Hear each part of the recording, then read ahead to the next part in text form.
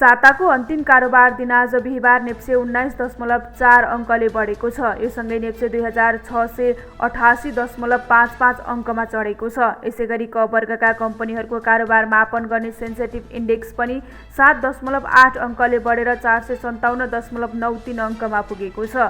नेप्सेमा बिहिबार 314 कम्पनीको 86,685 पटकको सेयर किनबेच भएको छ, जसबाट 2,23,96,329 किता सेयर किनबेच भए।